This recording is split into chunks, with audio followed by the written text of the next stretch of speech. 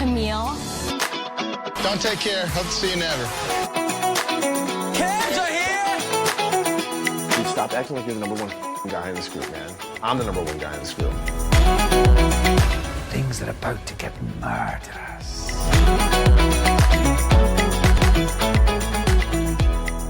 Good morning. Happy Sunday, Cass. Hi, made it through another week. We sure did. It is our third episode of the week. We have been busy this week. We did a big Taylor Swift drop. We also did a big episode at the beginning of the week. What was that even one was on? that about? I don't know. What was it about? Was there a Valley thing? Oh, yeah. It was our Valley reunion 3-part recap. So we just had a Okay. lot to cover. Yeah. And we proclaimed that we were going to do a Taylor Swift mini episode. And then we talked for an hour and a half. Yeah, we did. Yeah. Yeah. And what did we say? Who knows? But we said it all, and we are here today. So go back and listen to those things. And since we recorded that, I have seen some fun fan theories online about the episode, the Taylor Swift episode, and the Easter eggs, and the FBI is putting pieces together, and Yeah. they are letting us know what they've put together. So I'm sure you've seen some fan theories. I've seen some fan theories. So we're going to kick off the episode talking about that. And then we've got our challenge, season 41, episode 3 Yes. recap. Yep. There's a lot. I think like we talk all week. We send each other audio notes all week. And so we're always talking about everything in pop culture. And then it becomes hard to remember like which things did we talk about on the podcast and which things did we just talk about? I completely agree. Sometimes I'm like, wow, we actually didn't cover anything that happened in pop culture this week because we just talked amongst ourselves. Yeah. And yeah, we need to create a system to track everything we talk about. I know I've been joking that we should like save our audio notes, but then like the amount of editing to make sure we cut out the personal stuff so our husbands don't hear, it just wouldn't work. And not to mention okay, this guy's turning right. Okay, I can go. You know, like those little. Yeah. When I see like spiders in my flowers and just shut up and I'm like, oh my God, there's spiders everywhere, Lauren. Anyways, what I was saying about Kelly Wolf. Yeah, exactly. Okay. So before we get into the challenge, let's talk about some of the fun Taylor Swift stuff. And first, I want to share with you a TikTok that I saw this morning that made me really giggle. And this is from a creator. They do like a Instagram as a couple or TikTok as a couple, I think. And this is his How to Support Your Swiftie Girlfriend TikTok. Okay, I've seen a lot of these this week. You have? Okay, I love it.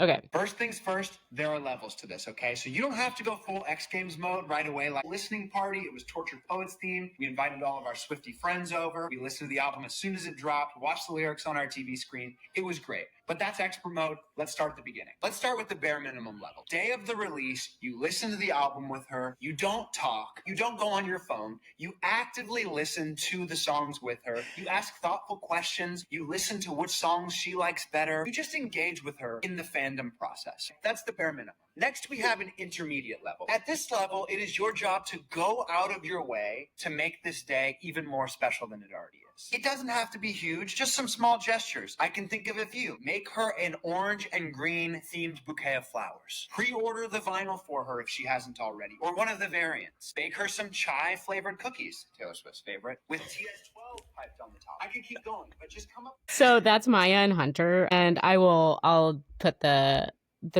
handle on the screen here, but I really liked that. And the top comment said, well, great, now I'm mad at my husband.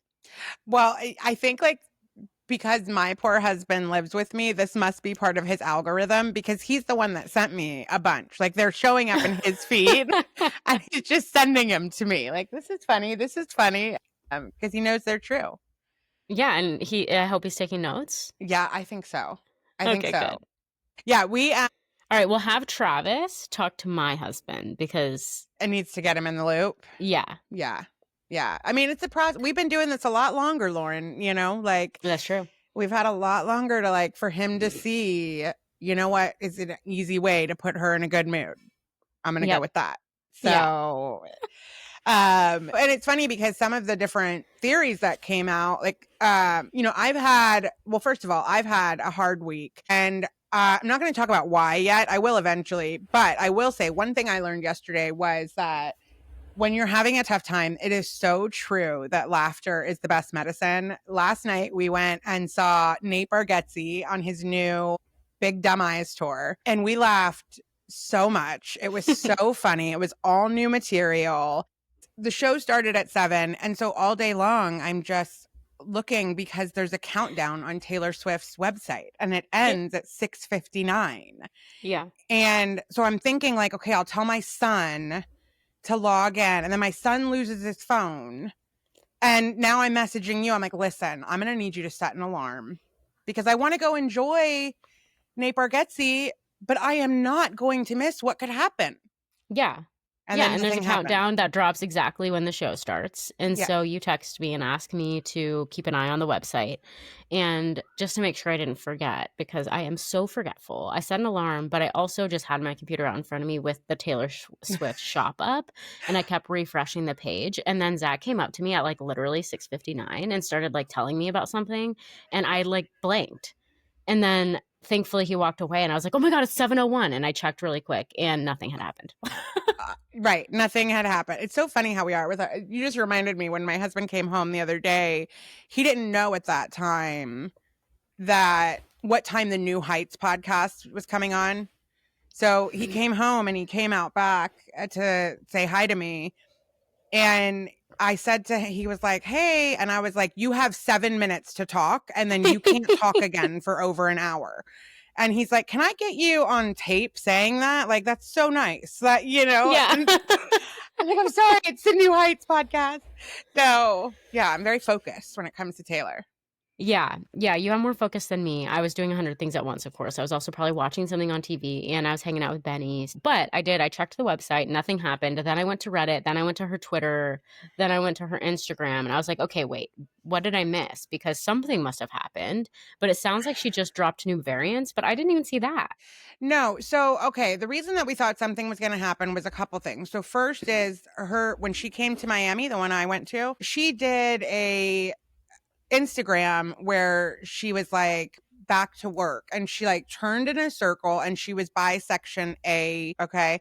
Then, Okay, yeah. right. So then in her music video to I Can Do It With a Broken Heart, there's a scene where they all like put their hands together right before they go on stage. And there's a sign behind her that says section A12 A16.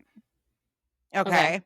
So A12, everybody took to be August 12th, which is the day she went on New Heights and she announced the new album, right? So everybody went and looked on the Miami map and there was no section A16. There was a section A12, but there was no section A16. So for her to have that sign behind her that said section A12 A16 made everybody think we've got something else coming on August 16th. Okay, but then she also had a countdown on her website. So there was supposed to be something coming. Well, no. So what happened was when on August 12th, when she announced her new album, right after she announced it, a clock went up saying these 4 variants will be available until 7 p.m. on August 16th. I see. So they were available until that moment. Right. And so, but because it was a countdown clock counting down until it wasn't available, and they really stopped being available that day. Mm-hmm. August 12th. Like they were sold out very quickly. So it felt like, so now we're saying, okay, so I guess all it was her saying from August 12th through August 16th, you can order the different variants of the, CD. Yeah. I don't know. There is a part of me that wonders, is there any possibility that the variants that went out were signed? Because she's notorious for the first few batches having some of those signed ones. I was certainly not the only Swiftie who was confident that at 7:00 something was going to happen. No, I mean, yeah, I went to the Reddit mega thread about the New Heights episode, and that's where I found people actually talking about it because I couldn't find any posts about it or anything.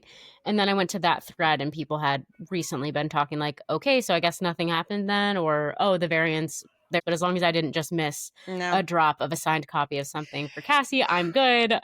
And yeah, call it a day. Yeah, it's so funny because she really makes a fool out of us sometimes.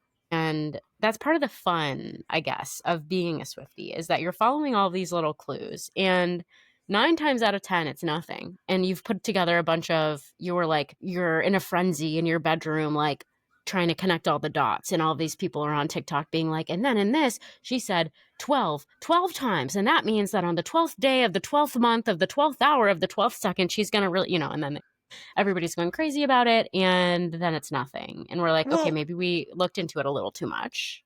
Well, and a lot of the times, like, we'll end up finding out something that we all missed the whole time. Like when she dropped her Era's book, the behind the scenes book. In there, I remember all the Swifties went nuts when we all read that during Tortured Poets, there's a part where when you look down from the camera, it's all a chess game. And the dancers are moving into checkmate. Oh my gosh. None of us caught it, and it was a huge, she announced it in the book, like, oh, I had fun doing this. And we're just like, well, we were watching that flickering light in the corner braille backwards, and we should have been looking there. Now, I'm going to ask you before you get into more theories. Look, Swifties, don't come for me because I am like the leader of our pack. All right. Like I love her, but I've been reading a little bit of criticism that I have to say I don't entirely disagree with about the merch and the hyping. Like a lot of countdowns have led to more merch. A lot of albums have had all these different variants. I mean, Midnight was a clock, you could. And there's been some criticism over the capitalism of, just seems a little excessive. I completely agree. I've heard that criticism before, and that's why I'm not like super into the countdowns and stuff, because I have one Taylor Swift sweater and I spilled oil on it and now it's ruined and I sort of like gave up. But I do think it definitely feeds into the capitalism of it all, and it is like she's running a business, but this is also what her fans want. Yeah, I mean, I think so, but at the same time, I mean, yes, it is, and we're all responsible for our own lives. Like, she's not responsible for what we do, but it's just when I'm in some of these Facebook groups and I was watching, and there's thousands of people in these groups, hundreds of thousands, and when they were talking about the countdown yesterday, I can't believe how many comments I read where the people were like, I'm just praying it's not a new merch drop because I don't have any money until Wednesday because I bought all the variants last week. Oh my gosh. And I'm just like, guys, so that is a cult. Yeah. Sorry. Yeah. Well, that is cult-like behavior. That is cult-like behavior because I'm part of this group and I don't do that. Like, I don't have all the variants to Midnight. I don't have all, you know what I mean? Like, I buy one. Yeah. And that's the album I own. So, yeah, I don't know. I think that is a fair criticism. I also have heard criticisms of her, that that's part of the way that she like games the ratings so that her albums are always hitting the top is because of all the new variants that come out and stuff. And I think that those are fair criticisms, but also anybody's allowed to do that. Any other artist could do that if they wanted, but they don't have the fans that she has. I agree. I guess I would like her hand to be in the marketing enough that even she would start to say, this might be a little excessive. Yeah. I don't know that we need, I don't know. It just, this time around, it did feel a little bit like, all right, I kind of agree with some of this criticism. Yeah. And was it really necessary for me? I think it's part of it is like the letdown of like, okay, I waited to the clock drop and it was really just nothing. And now I'm like disappointed because nothing good came out. And even if something would have come out, would it have been good enough to really spend $100 on, or could I have spent that somewhere else and like all that kind of thing? I still love her. We still love her. And yeah, she is definitely feeding into the capitalism of it all. And you know what? Our double standard continues. Exactly. Okay, so here's some of the Easter eggs that I've seen people talking about. Listen, I didn't discover any of this, so don't give me any credit. The first is, and I sent you some pictures last night while you were at the concert. I couldn't help myself because I was down the rabbit hole at this point. Yeah. And the first is that when she's talking about the album on New Heights, she's pointing to something on the back of the album. And, at first she's holding it like this is my new album. And then she's holding it like this. And she's very much like pointing to something. And she's like, you know. Mm-hmm. Mm-hmm. And so people are wondering what that is that she's pointing to. It looks like she's pointing to the bottom right corner of the back of the album where there's like this little box, this little like orange fiery box, and it's got glitter on it. And then it's the only part of the back of the album that has glitter. And then they're like, it's just like the glitter on the envelope. Listen, these people are fucking nuts, okay? They're like, it's just like the glitter on the back of the envelope that comes with the album that you buy on her website. So it's like there's this envelope and it has it says TS13 on it. But this is the 12th album with only 12 songs. So why would it say TS13? So everybody's like, is she trying to give us like a thread to try to understand? Like, she's very explicitly said there are 12 songs on this album. It is perfect the way it is. But there are a couple of theories that either there's a 13th album coming out, the life of a showgirl, and then maybe the death of a showgirl, or there's some people that are saying maybe there's a hidden 13th song, and they're talking about how in the 90s, when artists would put out albums, they would put in a hidden track, and that track wouldn't be on the back, but when you listen to the album the full way through, it would be there, and then you'd be like, oh, fun, like a surprise song that I didn't know was on here. So like Alanis Morissette, for instance, did that. And this album is inspired by like 90s pop rock music. Like it's inspired by 90s music. So everybody's like, is that what it could be? We think so. There was a 90s behind her. Right. There's a 90s behind her, coming back like a 90s trend. Like the idea that, and I think she has said, or at least alluded to the fact that the people that she collaborated with on this album, like these Swedish 90s music was part of what inspired it. I think, has she not said that? Is it just what people have put together? I do not remember that exact quote. I don't know where these people get all of this information from. Right.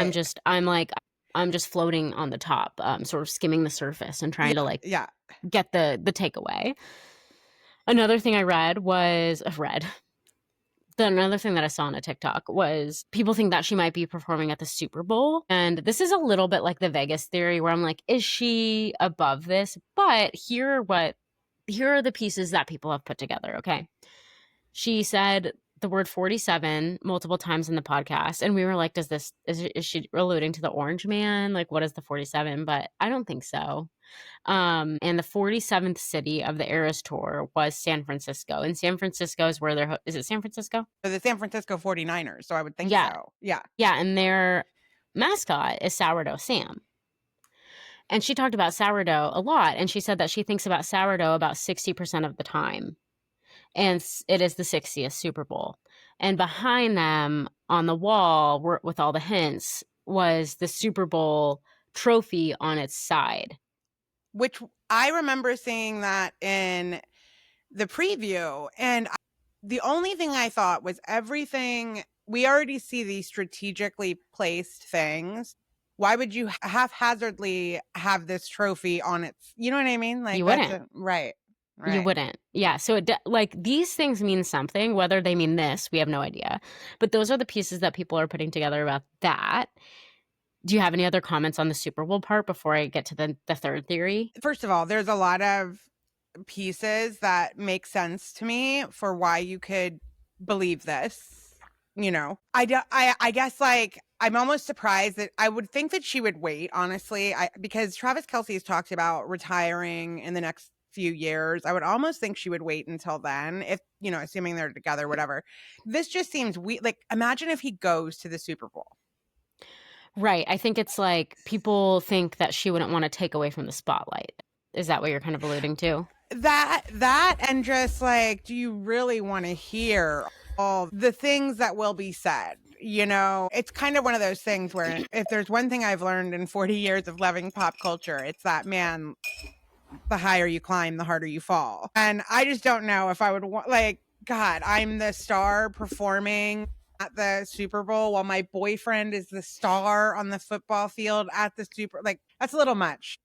Yeah. For me. But yeah, and there are a lot of variables that even Taylor Swift can't control when it comes to announcing something like this early, like before the season has even started. So who knows? But Maybe something else is happening at the Super Bowl. Maybe she's not performing. Maybe there's another thing that's happening at the Super Bowl or around that time or something like that. Who knows? Maybe she's going to launch a sourdough brand and she's going to sell it at the Super Bowl. The TikToks that I saw a couple husbands make, they were jokes, but it was like their wives quickly rushing to make sourdough blogs. Yeah, exactly. You know, like now that I know.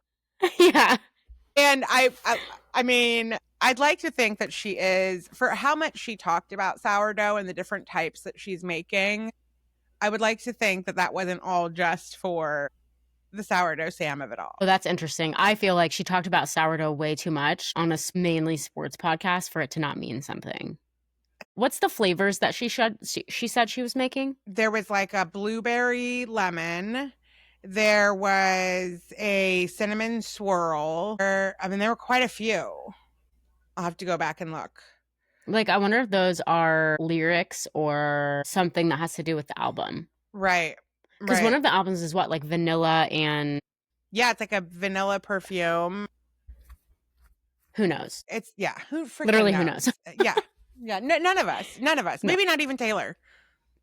You know what I was thinking? I was thinking, like, I could see, imagine, because this is what would make more sense to me. Like, you're already into sourdough. And again, she has a whole team, right?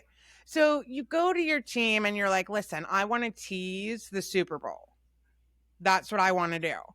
And then, like a writer's room, they get together. And then they're like, she's been really into making sourdough bread lately. What if we tie that in with like the sourdough, their mascot is sour. You know what I'm saying? Like I almost wonder if it's more like that than I was thinking the same thing because some of the theories, I'll get to the next theory. And the next theory is really a deep fucking cut. It goes all the way back to like her early music videos from her first albums. And I'm like, okay, seriously, no. There's no way that she was planning the life of a showgirl when she was writing Fearless, okay? I love you guys for like thinking that she was thinking that far in advance. She is a mastermind, but she's not. She was literally 15. She had no idea what was going to be coming down the road. So I think that that could be true. I think that she could put different things in her music videos and things like that that she could use later. Almost like I thought the same thing about Harry Potter. Like when you have that many details in the first books, you can use some of those details and draw from them to like carry out the conclusions of those things. And maybe you didn't have it planned from the beginning, but you do now. Yes. Sort of like in Gossip Girl, like Dan being Gossip Girl. Okay, come on. But they had to, you know, they had to make somebody Gossip Girl, and he was the only one that made sense if you like looked back at all of the different pieces, I guess. So all of that is to say, all of that. Sorry if you didn't know who Gossip Girl was. I'm sorry if I just gonna say you did. You really did. And the only reason I was gonna watch it was because we've been talking about Blake Lively so much. And I'm like, I want to go see who she was on this show. Actually, it's in my opinion, one of the best teen shows ever made, okay? I've watched it so many times. And here's the thing. Bruce Willis is dead in the whole movie. I want you to know that. Like, Bruce Willis is dead the whole time. Okay, Cass, here's what happens. They do like whatever 8 seasons of this show. And at the end, they have to say someone is Gossip Girl. This doesn't, like in the books, there is someone who's Gossip Girl, but it's not Dan. In the show, they just have to like, it's a very unsatisfying ending. They have to make somebody Gossip Girl at the end. And so they make it Dan, but like, it doesn't really make that much sense. So is the Gossip Girl like somebody that's like running a blog or something? Yes. So Gossip Girl is like Dumois, basically. Okay. Nobody knows who Dumois is. Yeah. Dumois gets tips from people, and then she puts those tips online, and those tips start gossip, and sometimes they're true and sometimes they're not. But a lot of times with Gossip Girl specifically, they're almost always true. So Gossip Girl is this kind of anonymous person that goes to their school and knows all of the tea and the drama. And and so at the end of the series, they're like, it's Dan, and everybody's like, what? Okay. But the show is really good because Blake Lively basically plays herself. Okay. She is a self-absorbed, rich, privileged, floats through life, gets everything that she wants. Everything just comes to her effortlessly. All of the people like her effortlessly, all of that kind of stuff. Kind of this boho, effortless kind of vibe. Amazing fashion. Okay. Her counterpart, her best friend, Blair, is played by Leighton Meester. And Leighton Meester is like the dark academic, smart, strategic, manipulative kind of villain of the show, but throughout the show, you grow to realize that she's the best character. Okay. So that's what's really fun about the show is that like Blake Lively's character never evolves. She never becomes anything other than that. And that is like the whole part of the plot of her character is that she's always the same. She never evolves. All of the other characters evolve into new people as this show grows and as they grow up, but she never does. Blair and all of the other people on the show evolve. So anyway, it's a really good show. I really like it. And Leighton Meester is the best character on the show. Like Blair is the best character on the show, and you grow to realize that as an adult. Well, and I'm guessing, yeah, like probably who the person is not the driving mystery of each season. Or I mean, I understand that it's like the, you know, the thing, but it doesn't sound like it's going to ruin it that much to know that. No, it doesn't ruin it at all, really, because it's actually kind of an unbelievable like storyline. It's just like they had to wrap up the show somehow, basically. So, you know, to tie it back to Taylor Swift, and it didn't really have anything to do with it except for that, like at the end, all of the writers had to come together and be like, okay, now we have to draw some sort of like logical conclusion to all of this. So we're going to take all the pieces, all the hints, and like try to draw them together to make a conclusion from. And I feel like that could be what Taylor does, which is like her and her team, because what we see in the Look What You Made Me Do music video is she's got that plane behind her, the jet, and it says TS on the side of the jet, and it is in orange sparkles, the TS. And all of the different versions of her are standing in front of the jet, and the one at the very end, the showgirl, is in an orange sparkly outfit, not saying anything. So all the people are like, this is what she was hinting at all along, and if we go all the way back to the Fearless era, there's this video of her, blah, blah, blah. And it's like, okay, I mean, sure, maybe, but probably they just said, oh, you know how we made those sparkly orange on that plane, and how Taylor in that version of her was in a sparkly orange? Like, let's lean into that. Let's make that the album vibe. Let's make that the cover, the color of the album, all that kind of stuff. Do you think that that could be true? 100%. That is more what I think is likely. I mean, just because you can have the best laid plans. Life happens. And so I don't think that you can take it that far. One theory that I do believe is that I do believe that she dropped hints for Showgirl on Midnights. I do believe there was some thought about it. I believe that too. Yeah, and I do think that originally Life of a Showgirl would have been the next album, and Tortured Poets really was like what was in her heart and had to come out. And that is kind of because there wasn't a lot of hints for Tortured Poets. It was just here. Yeah, no, I think that makes sense. I think that Midnights and Life of a Showgirl even give kind of sister vibes in a way that like Tortured Poets did. It came out of nowhere, and you're like, what is this like emo thing we're getting? I mean, I love it, but where did this come from? Because that wasn't the direction we were heading in with Midnights. Right, exactly. So I buy into that theory. I think that is probably true. Yeah. Okay, one last Easter egg that I found was in the New Heights episode, she's wearing a Cartier Jaguar necklace, and that is the same necklace that Kanye wore on the red carpet when he paraded around Bianca naked.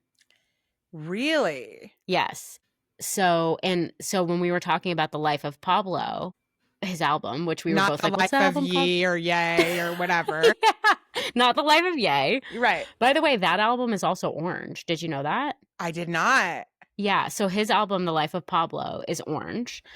And kind of a similar like aesthetic in terms of like all of the songs kind of going all over the place on the back of the album cover. Okay. And so anyway, they're drawing, I don't know what conclusion they're drawing about this, but they are saying like, there's no way that that's a coincidence that she's wearing that same necklace. She wore that. It is meant to mean something. And in the Look What You Made Me Do music video, she walks away from the exploding building with the fire with like a Jaguar. Do you remember that part? I do remember that part. Yeah.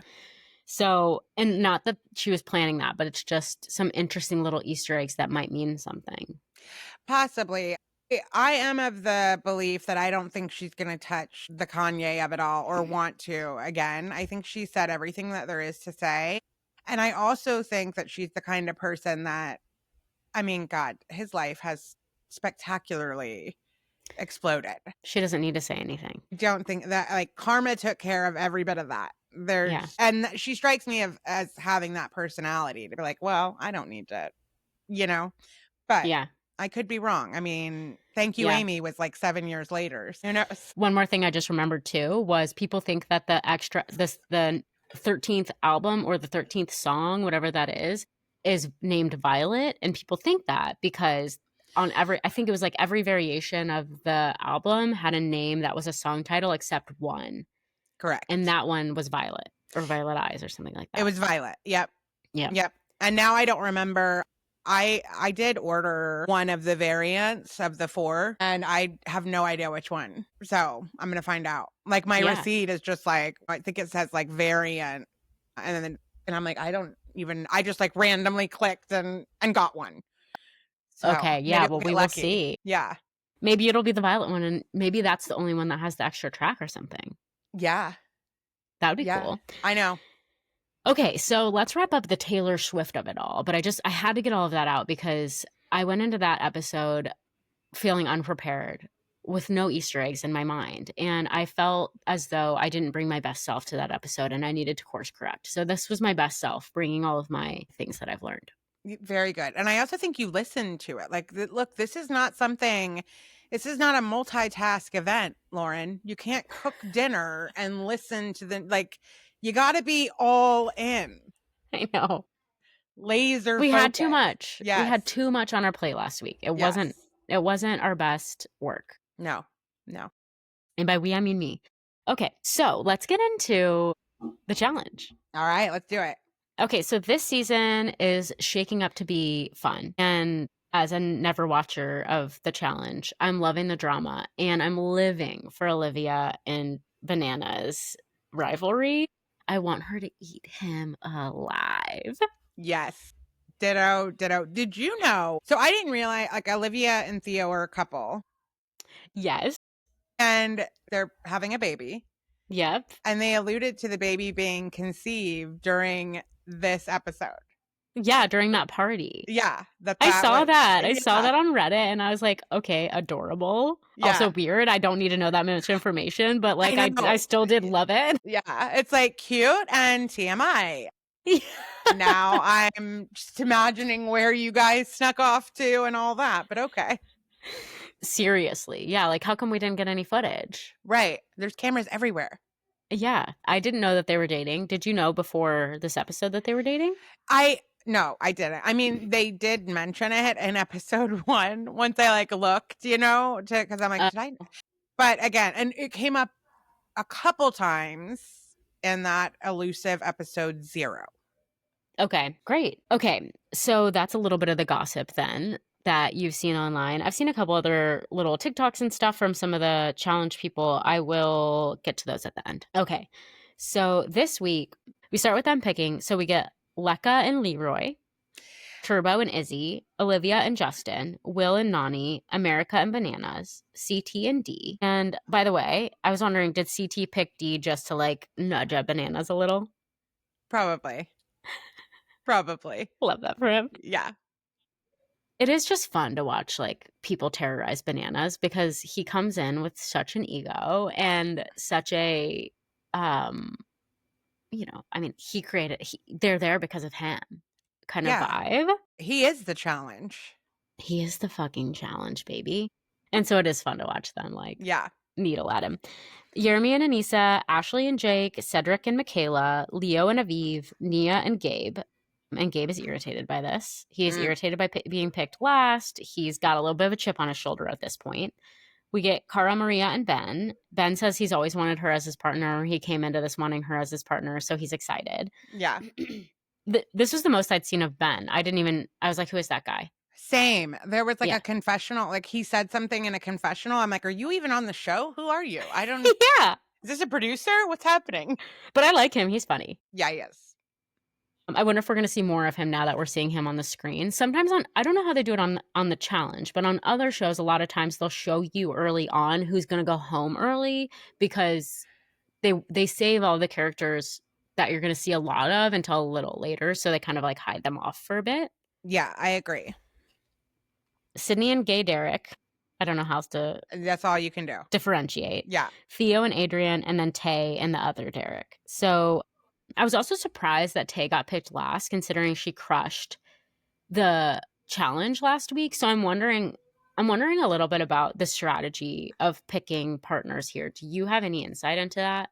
Not really. I mean, and it could be as easy as if you think somebody's likely to be voted into the arena for some reason, like they don't have enough alliances or whatever, you may not want to be partnered with them because then Right. that's going to make either you go in or become the hangnail, right? So if you, that might be it, because Tay did get voted for last week. And again, sometimes it's easy to just keep throwing the same person's name out so you're not pissing off a bunch of different people. So that could be it. I love that Leroy was picked first because he's not there for the drama. He really wants to win the money for his family. So he's a very Yeah. safe pick. You know, he really is. Yeah, like nobody's gonna try to sabotage him or anything like that unless they're like just a complete asshole. Yes, and it's very unlikely because Leroy is loyal to the vets. It's very unlikely that anybody's going to vote him into the arena, at least right now. Yeah. And so he's also a good pick for that because then you're not going to go into the arena either if you know that Right. they're not going to vote in Leroy. So I'm not surprised that he's picked as early as he is. Okay, yeah, that makes sense. Okay, so we get them all hanging back at the house now, and CT is asking Nia about her knee.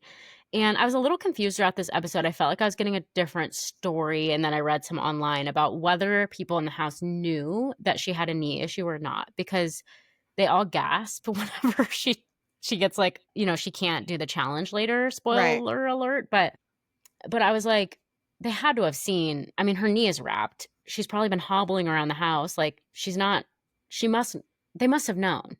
I think they knew that it was injured, but you don't know, is the injury enough that medical will say she can't compete? Right. You know, like you could twist your ankle and the MRI, everything looks fine. It's just a little swollen and sore, but it's not, you're not being pulled, you Mhm. know? And so I think the surprise was more, oh God, it's bad enough that they're not going to let her compete today. Yeah. Which, I mean, to me right then, I was like, I don't see how she's not going home. Yeah, I think the writing was on the wall there. Yeah, CT knows about the knee and he's asking her about it. And yeah, at this point I'm wondering, like, is he the only one that knows, or are we not seeing them talk about it? Because like, of course Gabe was irritated that he got picked by her if he knows that her knee is hurt. Yes, and historically in the challenge, whoever you're partnered with, if they get sent home for I mean, there's been times where somebody's been sent home for fighting, and the girl was in bed asleep at the time that the idiot partner got into a fight with someone, and they still make her get her stuff and leave. Like, Oh, you are that tied sucks. to your partner. Yes. And so I totally understand why he's upset because I'm not injured, and I have someone who's injured who either will not compete at 100% or may not compete at all. Yeah. So I understood why he was upset, and I did not care for her. Like, I don't know. It's very No, overdone. I think she was feeling vulnerable and she was irritated that he was talking shit about her because she's already feeling vulnerable. And the more negative attention is on her, the worse off she's going to be in this game. I think that that's what, like, it was just a fuck you. You're making me look bad. I already look bad enough. I'm on Gabe's side here, although I didn't love how he handled it either, but we'll get to that. So this is when we get, though, Gabe talking about how frustrated he is. He's like talking with a group of people, and she either overhears this or she overhears people talking about it. I'm not really sure which one, but at some point she overhears this. Or somebody comes and tells her. Again, we're, you know, they're good at their editing here. So she either overhears it or somebody lets her know and she wants to talk to him. And then she does her overdone speech about how which again, I don't know what you thought you were going to get out of telling him, like, all right, well, I'm thinking I'm going to sabotage it. Like, okay, well, now I'm sorry. I didn't want you to be my partner. Now I really don't want you to be my partner. Yeah. Yeah, what did you think you say her overdone speech? Like, what do you mean by that? I just felt like she was just a little over the top with it didn't seem like there was any piece of her that could understand why somebody would be frustrated. Yeah. You've been playing this game long enough to know that if your injury sends you home, he's automatically going home. Yeah. I think you could have said, I get that you're frustrated by this, but I had to pick somebody and I'm hoping I can compete and I want to give it 100%. And you talking about me this way to everybody is not putting me in the right headspace. Like, I need to think that you're going to support me and we can do this instead of just like, now I don't know. I might try to sabotage it on purpose. Yeah, you're so right. That would have been such a more appropriate way to handle that because her kind of coming after him and being like, she says, like, she's basically like, I didn't have an option. I'm stuck with you. And you're talking shit and you have no idea about this game. Like, you fucking loser, basically. And like, she says, you embarrassed me. You embarrassed yourself. And if you think I feel good about being attached to you, I don't. And I'm like, Right. geez, Louise. Like, you can't see why he might be upset. And you drawing more negative attention to this is making it worse. It's like, this is PR. The PR strategy is ignore it and it'll go away. Ignore it and people won't talk about it anymore. But you drawing more attention to it is not helping your case. And it's creating animosity between you and your partner. And now your partner has to figure out how to apologize to you so that you guys can move forward because they feel the animosity. It's like, yes. Yeah. Not to mention, and we'll get into more detail, but like how vindicated he had to feel when they got to the challenge and it's like she can't compete. Yeah. You know, like I would have been like, and pissed. Yes, like, oh God, I wonder why I was upset earlier. Yeah. Like, you know, my criticism of Gabe, though, is that he didn't handle this well either because instead of explaining truthfully what was going on or not, but like he says, I hate when people do this. They say, in all honesty, and then he lies to her. He says, in all honesty, I just don't think I'm a very good match for you because I'm not good at puzzles. And it's like, dude, that's not actually how you're feeling, honestly. And it just is like a pet peeve of mine when people start out something and then lie. And I'm like, yes. Nobody's buying that. She's hurt. Just say that. I wonder if he felt like he couldn't say that on camera. Like maybe they were at this point supposed to be not talking about it. No, I don't think so. I think it was clear from his outburst that it was about her knee. I mean, it seemed like obvious that he was upset, you know, about her knee, not her performance. Right. So, yeah, I don't know why you didn't just say that. Again, it's a very easy argument to make. Anybody would be upset. Yeah, anybody would be upset. And yeah, I was surprised by the way she blew up and everything. I don't know her, though. But people online seem to be like, yeah, she's not usually like that. I would disagree. But, okay, maybe I was misreading. Yeah. So I just noted that Sydney does love that there is tension and infighting happening. She's having an interesting storyline on this episode, and I can just tell by your face that you have some thoughts. Throughout this episode, she has a lot of ITMs being like, I want to stick with Bananas. I want to stick with the vets, essentially. I am trying to, like, I hate the UK alliance. I never want to step foot in UK again, whatever that means. And kind of like just in the confessionals talking a bunch of shit. But then in real life, she votes for Bananas. And I'm like, okay, well, that's not going to get you. Right. It's funny because when she was saying certain things, I think I like wrote down, I bet Lauren loves her but I was annoyed by but what I thought was, first of all, she's a Survivor contestant. So I do think that she knows very much about the importance of alliances. Like she would still stab Johnny Bananas in the back tomorrow. Yeah. She just knows that that's the quickest way to probably get further. And I think that she is also the kind of player that knows what a popular villain looks like on TV. And so then I didn't hate her as what I mean by that is there's some comments that she makes, especially during the challenge and the swimming of it all and her athleticism and just all that stuff, where it's very like ego and Mhm. over the top and whatever. And I'm like, you know what? I don't even know how she actually really feels. I know what she's rehearsed saying because it would like piss people off. So they would air it so that we would have a reaction. You know what I mean? Yep. Yeah, I totally see that. I think you're right. Yeah, she is very like kind of dramatic. She has like a flair for being like seeing things very black and white. And you know, I don't like her. The moment she said I never want to step in the UK again, I was like, I will not accept this UK slander. I've never been to the UK, but I can guarantee you it's better than this fucking hellhole we live in. So fuck you, and I don't like you anymore. That's the thing that pushed you over the edge. Okay. Yes, it was the UK slander. And then the American flag in the background. And listen, I have a lot of built up emotions going on, and I just can't handle the patriotism. The patriotism isn't working for me right now. That's fair. Yeah.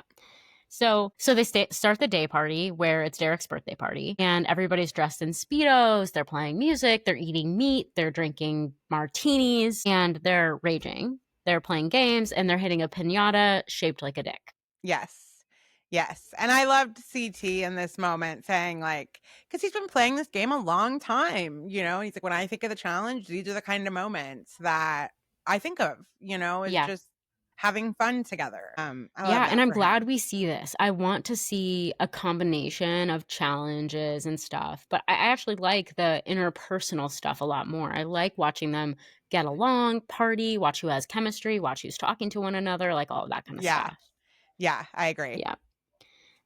So then we get Carlo Murillo, an alter ego, I guess, of Cara Maria. Yeah. Okay, is this like a thing that's happened in other episodes? I don't I mean, if so, it's recent, you know, Okay. like it's not original, like, you know, as we go all the way back. But the costume parties, dressing up, doing that has been around Okay. since the beginning. It started with during a hurricane, they got very bored because they lost all power, everything shut down. And this is very, very early. This is maybe the challenge season 1 or 2. Oh. And yeah, and they're stuck out there. We don't see a lot of that footage. A lot of it's behind the scenes that came out years later. But Mark Long, in their boredom of the days that they have no power, just starts taking sheets off the bed and decides, let's have a toga party. Mm. Like, I know we're bored, but we're stuck. So let's just do this. And that from then on, every single season, they have had at least one party. Kind of like what is the one you like, Summer House? Yeah. Oh, Where I they, see. Yeah. you know what I mean? So kind of like that. No, not always. Like they'll always have, I mean, listen, none of them drink the way they used to. No. But back in the day, sure, there was more than one, because maybe the next night we're going to pretend we're models and have like fashion walks and, you know, all that kind of stuff. But it's toned down a little bit. I mean, some of these people are in their 40s, you know? Yeah, they're ancient, and they've got to swim 4 miles tomorrow, so you better be in tippy top shape. Yeah, so she gets up there and makes her jokes. Yep. I didn't really get her last joke. Yeah, she's like roasting everyone, and honestly, I didn't really get any of the jokes, but I'm assuming that they got the jokes because they were all laughing very hard. Well, I got the CT one. That one I actually thought was funny. What did she And say about him? so with CT, she said, you can base how close you are to the final Oh, on how much of CT's jawline you can see, because he does tend to lose weight when he's there. Like he's Gotcha. working out a lot. He's doing all this. So by the end, he usually looks better than he did when he walked in. yeah. But the Anissa joke, I didn't understand. That was the nursing home one or something? Yeah. Yeah. They Like, all she laughed so hard at that, so it must have been funny. I guess. I don't know. It just went right over mine. Yeah. If you are watching this and like let us know in the comments. We've had some people commenting on our videos on the last couple of episodes, like correcting some of our misunderstandings. So Oh, nice. yeah, and I meant to talk about that. Okay, no, I did not know. So yes, explain the nursing home joke, because she's saying like Anissa's worked it out so that she doesn't have to pay to stay in the nursing home. The nursing home pays her. And so I'm like, are you calling the challenge house the nursing home? Yeah, I don't get it. I don't get it. Let us know, peeps. Okay. She rubbed us both the wrong way. Yeah.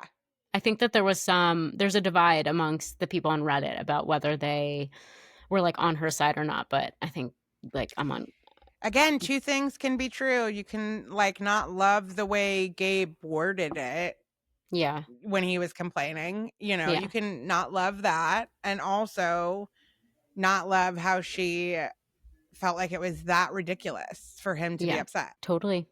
Okay, so then we just get a quick scene of Cedric being taught how to swim, and then we get a confessional of him being like, I know how to swim. Yes. Yes. This was great. I loved this. Yeah. So what, he wants to make himself look weak so that people don't pick him off? Is that what's going on?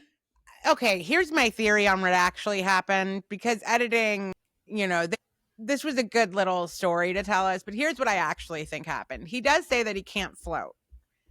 I have a feeling that that came up originally, right? And then like somebody, like they're all by the pool, they see somebody help talking to him about floating, and they're like, can you not swim? And he's like, opportunity.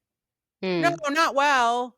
You know, like you just, that's what how I think it happened. And then, yeah, Okay. like, why not? If I can make you think that's a weakness or what, you know, again, this is so hard because you have to weigh out, like, I don't want to be seen as the strongest player. Right. Because they'll come for me. But if I'm the weakest player, then nobody will choose me as their partner.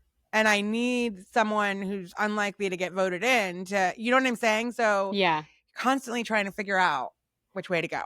Yeah, totally. Okay, so then we get to the challenge. And this is throughout this episode, I'm thinking like a lot of these people have mentioned that they don't know how to swim. And I was like a little baffled by this. I didn't realize so many people didn't know how to swim or didn't know how to swim well.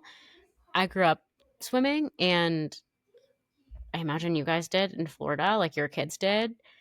But I was reading online about this because I was so curious, and it sounds like a lot of people who grew up in neighborhoods in America without public pools, or in like their parents didn't put them in swim lessons, you know, that kind of thing. So basically they weren't like upper bracket, like upper middle class. So a lot of people that didn't grow up with that kind of environment didn't learn how to swim or didn't learn how to swim very well. And I just had never really thought about that. We grew up in our neighborhood, we grew up in Texas, our neighborhood had a pool, and then in Missouri, our neighborhood had a pool.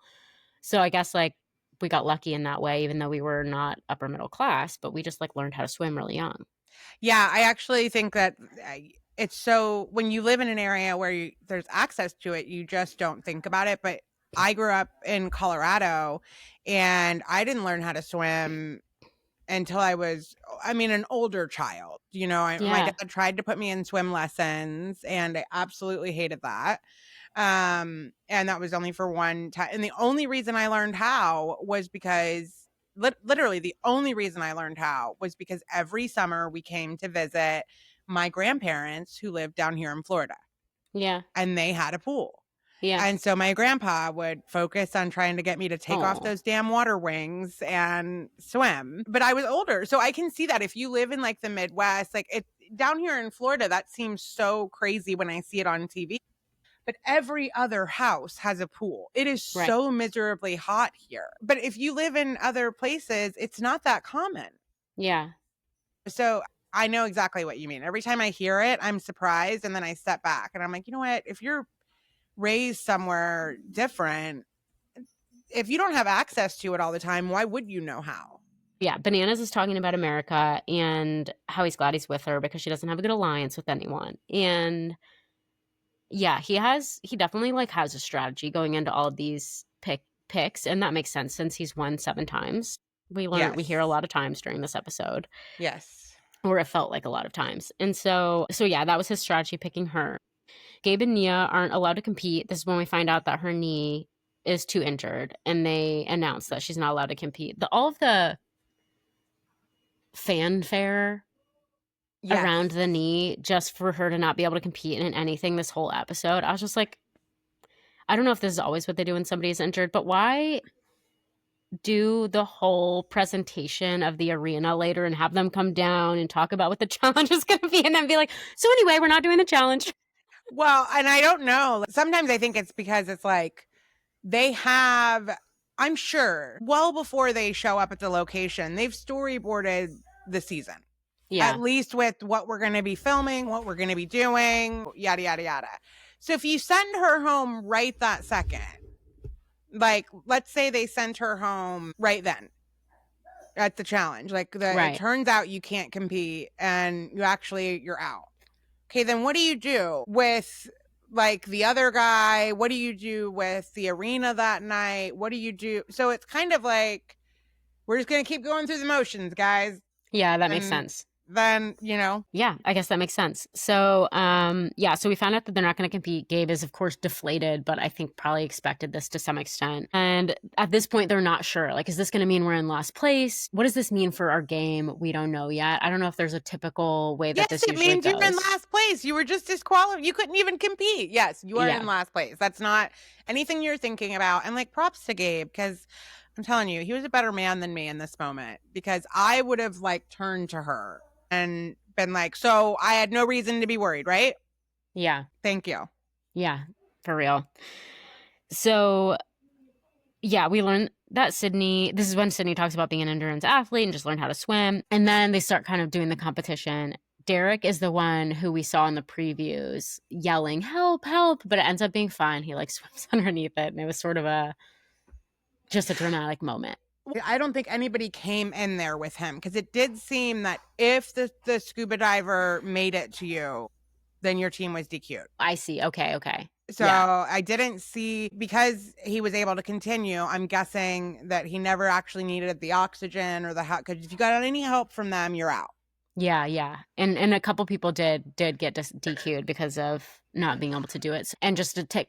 I would have 100%... First of all, I would have not done it. I am 100% with Leroy. Like, am I high enough I'm jumping. Like, I'm done. Yeah. I'm not that. And then, I mean, you just got to think, like, you're in this tube and you can't tell, I'm sure, how deep I have to go to get out. You can't possibly get back up. Even though there's people right outside of it, I just know my brain. Like, 100% panic. I would have yelled help on the way down to the water. Like, be ready when I get there. Yeah. And like, also, you're going to like raise this whole tube. I'm not swimming it under even with the scuba diver guy. No, get me out of here. Yeah, I think you really would have to be able to pump yourself up and get in the right like mindset. And that's one thing that Banana says later is like they really underestimated the rookies. They really thought the rookies would chicken out, would be freaked out, would be too scared. And the rookies are just going for it. They are hungry. They're ready to prove themselves. This is their first time doing this. They're not in their heads about it. They're just like going and probably just not thinking about it. And all of the vets are like nervous. They're climbing up. So the way that it is there's this like rock wall that climbs up into a big tube, and you have to jump in the tube and then swim underneath. And then while you're doing that, your teammate is swimming from the dock to the puzzle to do the puzzle. That's how it worked, right? Yes. And after you get out of the tube, you can always join your partner where they're working on the puzzle and help them. Yeah. So the sooner you're done, the sooner you can be helping with the puzzle. Right. But you both have to, make it to that platform. Yeah. In order to win. And the other thing is, I wondered too, is like, as a vet, having watched the show for all these years, man, you've seen some pretty intense injuries over the years happen during these challenges. I mean, obviously nothing life threatening, but you can hit the water wrong and get, hit your face and get a bloody nose or fracture an arm or dislocate a shoulder, all these things. Right. And I wonder, like, and as you get older, those injuries are not as quickly repaired. So I do wonder for some of these vets if it's a little bit like when they're sitting at the top of that tower and you're looking down. Yeah. You probably do have more reasons to be like, I don't know, man. I don't know. Yeah, and remembering all the times you've done something like that before that and like it hurt or whatever. Yeah, I can totally see that. Yeah, when you're young and dumb and hungry, you do all kinds of crazy shit. One time I was hanging out with all these skater boys and we went swimming, and it was in Seattle, and they had this place they would go where they would like climb up to the top of this apartment building. This is what skater boys do at their time. Climb up to the top of this apartment building and then run off into this lake. And I did that, and I was like trying to be cool, and I like ran off and I went to dive and I backflopped. Yeah. But into the lake, you I made it into the lake for sure. I mean, there was no missing the lake. They aren't that dumb, but I did backflop in front of like all of them, and Yeah. it was embarrassing, and it did Yes. hurt like hell, and I had to pretend like it didn't hurt because I didn't want to embarrass myself. Yeah, it knocks the wind right out of you. So then Theo is climbing up the wall and looks down and realizes how high he is and falls off. And Olivia says that she's heard all these good stories about him, but right now he's not. Listen, she didn't say this, but she got the ick. Yeah, a little bit. That's not what she wanted to see. Yeah. From her mans, Right. her baby daddy. And this is when I'm like, wait, are they dating? I had missed the memo up until this is the moment I realized. And this was the moment that I was like, wait, I think we did hear something. And then I'm looking, and then I'm Googling, and I'm like, wait, they're having a baby? What is happening? Yeah. Yeah. Okay, so we get Leroy and Lekka get disqualified because he falls as well. And this is when he's talking about like, yeah, he looked down too. He was climbing, and then he got nervous and fell. He purposefully, he said, like, he knew from the moment he saw it, I will not be doing that. Like, he had already told his partner, we will be DQing, just so you know. And so he said, like, I only climbed it enough to make sure that I had a good enough jump. Because if he had just touched it or whatever, like, he needed to get the DQ. And so he climbed just high enough, and then, then just jumped off. He knew he wasn't going to do it. Well, okay. So he knew going into it. And what do you mean he has to climb high enough to get the DQ? So it seemed like he was either worried about, like, I'm not sure when it comes to a couple of the other people that DQ'd, I'm not sure if he was trying to get just above where they fell off. So, because he's thinking, like, what is the lineup going to be? Because what happens if I see? So he just doesn't want to be last. I think so. Yeah. Leroy is one of the only contestants that I've ever seen that has absolutely no problem turning to TJ and just going, I'm not doing it. Like, he doesn't care about TJ's whole, I don't like quitters. I don't like, say whatever you want, my man. I'm not doing that one. Yeah.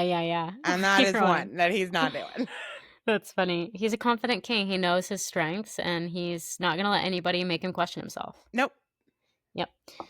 Then we get an overhead shot of Jeremy, Anissa, Cedric, and Michaela. And Jeremy is just like so far ahead of everyone. He's crushing. And everybody's just like a little bit in awe and sort of slobbering and drooling all over themselves, watching him climb up the wall and everything. They're like, he's so graceful. Gay Derek is like, he's so graceful. I could hardly like handle it. Yeah. It's so beautiful. Yeah. He said to her, like, he'll be her climbing Tarzan. And she can be his puzzle Jane. Oh, that's so cute. I liked him a lot this episode. I did too. Yeah. I liked that scene. That wasn't a bad scene.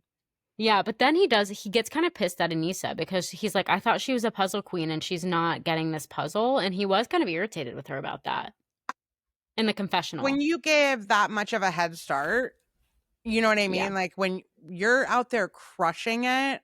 Yeah. And then you make it to the platform and you're like, so you've done nothing. Yeah, I'd be frustrated. Yeah, for sure. It seems like in the moment he's pumping her up and like handling it well, but in the confessional he's talking about how he was like, what's the deal? I thought you were the puzzle queen.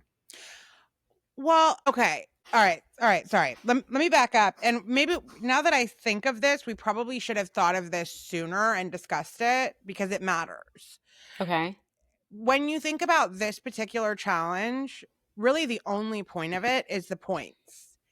If you know you're not, because going in, Nia is immediately told that they can't participate.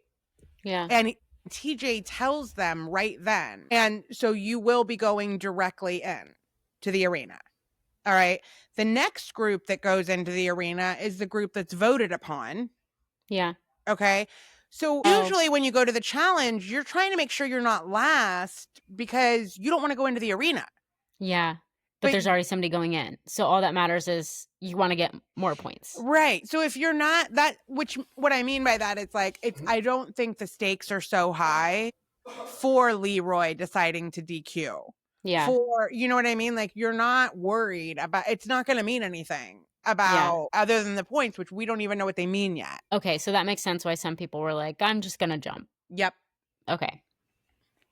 So At the end of the challenge, we get, Nia and Gabe are told that they got last place, and it's a female elimination challenge this week. So Nia has to compete. And if she loses, Gabe will become the hangnail, and Justin and Olivia win. And this is Justin's now second win in a row. Well, he won the last week thing, and then, or I guess not the second win in a row, but this is his second win. Yes. And they get 9 points, and they're safe from elimination, and they get told that they can save another team from elimination. So they have the rest of the day or night or whatever to strategize about who they're going to save. And this is when Justin enters his I was meant for this era. He gets very cocky and arrogant. And I don't know if arrogant is the right word. He gets very cocky and like sure of himself. And he's sort of like, I was fucking meant to be on this show. I was, in his head, I feel like he's just like, I'm crushing. I don't blame him because I'm kind of happy for him. Like, you've been underestimated. You've had people wanting to go against you just because they think you're an easy win. Like, so good for him. Yeah, I think that I can see why people found it annoying, both in the house and to watch, because, a mere 2 episodes ago, he was very underestimated, like you were saying, and kind of looked like a weakling, and now he's done 2 good things, and all of a sudden he's like big boy in the house. So I can see why people are irritated. I think it's great. I think he's making really good TV. He's a fun character to watch. He seems like I think he's got a good social game. Yeah. Even though he's acting a little cocky, I think that he's thinking about things the right way, and I'm excited to watch. Yeah. Yeah. So back at the house, we get Olivia's talking about how it's so funny. So she's sitting in like the locker room or the getting ready room or something like that with a bunch of the girls. And she's talking about how she's not applying herself. And she's specifically talking to Cara Maria. She's like, I just haven't been applying myself. I'm afraid to fail. And I have to realize like, you have to practice at something to get good at it kind of a thing. This is like the speech that she's giving. And Cara Maria is not buying this. She's like, girl, you've got the most points of the house. What are you talking about? She doesn't say it like that, but that's, well, and it was also like the way she said the comment was just like, she's like, the thing that I've realized is that like, you're not good at something until you're good at something. Right. Okay, that's profound. What? And that was, I think, the look was just, I don't know what you mean. Yeah, I think it's like what it came off as to me, and I like Olivia, but what it came off as to me is like she's doing a false humility thing. She's doing a like, don't look over here. I'm not doing anything. You shouldn't look over here at me. I'm not a threat, you know? Yeah. And Cara Maria's like, girl. Yeah. I see the point board. Yeah.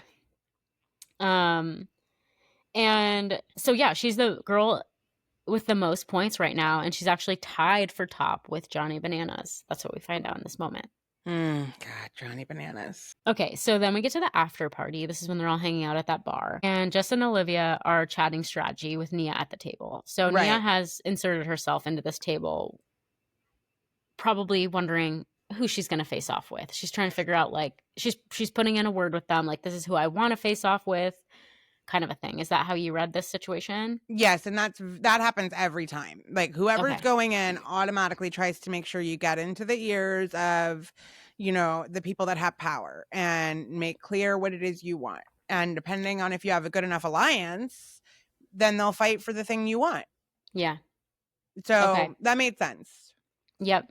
So then we kind of get this. The pieces I'm putting together is like Olivia wants a girl alliance. She has her girls in the house, Izzy, a bunch of the other girls that she wants in her alliance. And Justin is talking about the people that he's closest with, and it's all the people she's not close with, and all the people he's not close with, she's close with. So he started developing this strategy of like, okay, I think I'm going to play both sides. I think I'm going to try to be friends with her and this girl group, but I'm also going to try to be friends with these girls. And hopefully if I can like be a double agent, I can have allies in the whole team. What do you think about this strategy? It's brilliant. That's what you have to be doing. You have to play both sides. It doesn't matter if it means you're going to betray somebody at some point. That's the game. That's what it is. And this season is tough because it's like you're choosing a new partner every single day. You don't know what those points are going to mean yet. Yeah. We're only one loss away from the numbers not to be even. As far as like when TJ says you have to pick a partner and you're picking, it's like the vets have to pick a rookie, the rookie has to, right? it's only one loss away from those numbers won't be even. So then what's going to happen to the person that's the last man out that doesn't have a partner, right? Like there's so many what ifs that it's very hard to strategize at this point in the game. All you can do is have as many alliances as possible.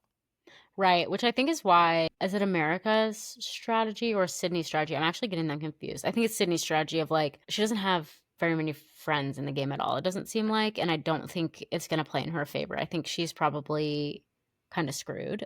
Yeah. She might float for a while, but it doesn't seem like anybody in the house seems to really like her or want to be her ally or anything. I agree. So we're getting the sense at this point that they really want to vote for Bananas in America. This is their chance to get America in the ring. If she loses, Johnny becomes the hangnail, and they are all like strategizing behind the scenes to try to make this happen. And the only people really standing up for him and going against that plan are Anissa and some of the other vets that claim that they don't want to vote for him, maybe because they don't want a target on their back from him, maybe because they just feel like the vets should stick together. I think it's that the vets should probably stick together. And I think some of them are afraid of Johnny Bananas. Yeah. Which is stupid. Like the smartest thing you can do is not only will he go all the way and win it, but there is not one part of him that will feel bad about betraying any of you. Even he doesn't care if he betrays CT or Anissa. It doesn't matter. No. Does not matter.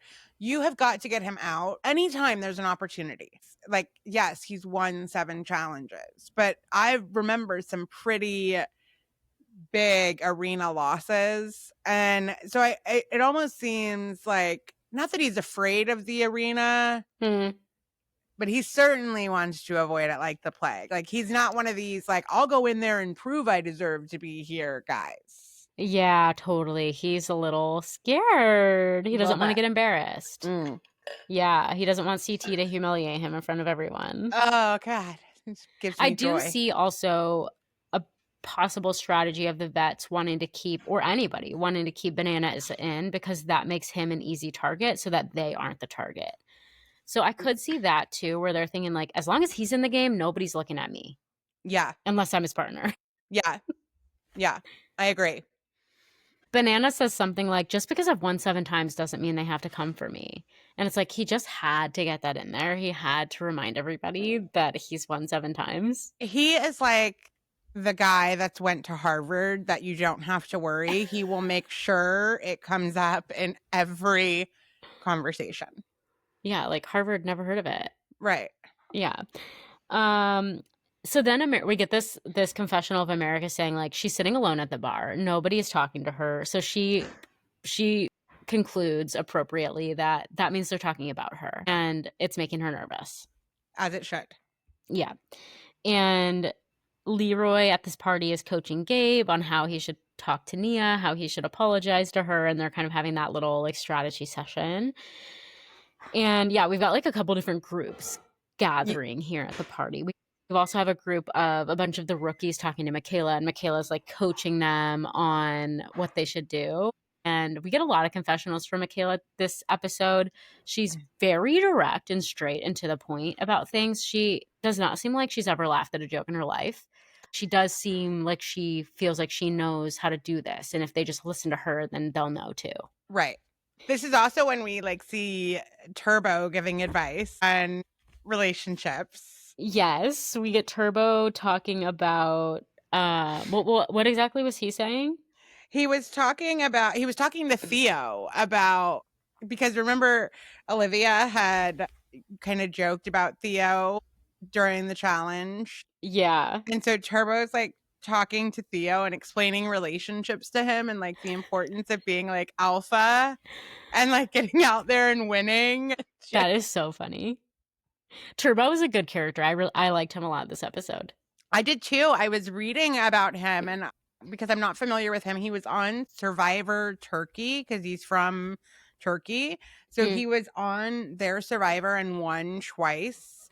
And then he's been on the challenge a couple of times. I'm gonna have to go back and watch to see what happened, or somebody tell me in the comments. But I guess he was on one season, War of the Worlds 1. And it sounds like he might have made it to the end of that. But then something happened on War of the Worlds 2 that made people think he had been barred from ever coming back from the challenge. So I don't know what happened, but obviously it wasn't as bad as people are saying because he's back. Yeah. But it sounds like everybody loved him for a while. Then something happened, and it seems like Reddit turned against him a bit and was like, he used to be humble. He used to be, and now he's coming off as a jerk. So if you know what happened, tell me. Like, if somebody knows what happened, tell me what happened. Yeah, tell us what happened. I feel like he doesn't seem like the person that's ever been humble. He just seems like he does have like that, for lack of a better word, alpha energy of like, he takes up energy in the room. He says what he means. He doesn't shy away from being like very direct or open, and he doesn't seem to shy away from conflict. Yeah, but I don't get like the Johnny Bananas arrogance from him. No, it's a different energy. Yeah. Like, it's more, I don't have to prove it because I know it. Yeah, it's more grounded in confidence versus like cockiness. Yeah, that's a great way to say it. Yeah.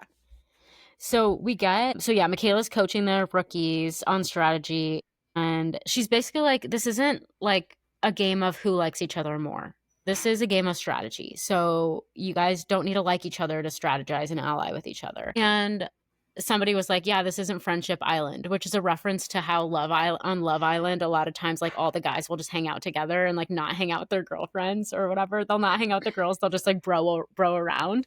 And people will be like, this isn't Friendship Island. You're not supposed to be like broing out. Like, this is meant to be Love Island. Right. Go flirt with somebody, for God's sake. So I thought that was funny. And we get a scene of Justin and Olivia talking to Izzy. And we get a confessional with Izzy where she's saying that she's worried that she's going to go home for some reason. I don't know, because she's the UK alliance maybe, and she just knows that there's a target on their back or something. But yeah.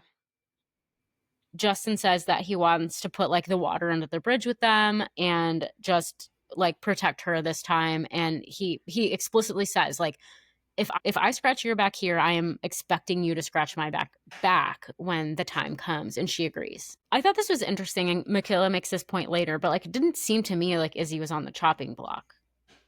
I agree. I didn't get that vibe either. I really didn't. Yeah, because later Michaela stands up during the vote and she's like, why are you guys saving somebody that didn't need to be saved? Is essentially the point that I took. Yeah, and I also could not understand. Well, we'll get to it. I didn't understand Michaela being upset in that moment. Yeah. Was she trying to say, why didn't you save me? Or I don't think so. I think she wasn't on the chopping block either. So I think she just thinks that she knows how it should be played. And she's irritated that people aren't playing the way that she thinks they should be playing. That's my perception of it. Well, who did she think that they should have given it to? I don't know, but it's like, yeah, I can see why the strategy might be to save somebody who might be going home, but the strategy also might be by the way, I've got your back and I'm going to say it in front of everyone for whatever reason. Like, yeah, there can be multiple reasons that you would save somebody, I would think, or save somebody. Yeah. And also, I think that the way they had the save, I don't think that it's a good way to do it either.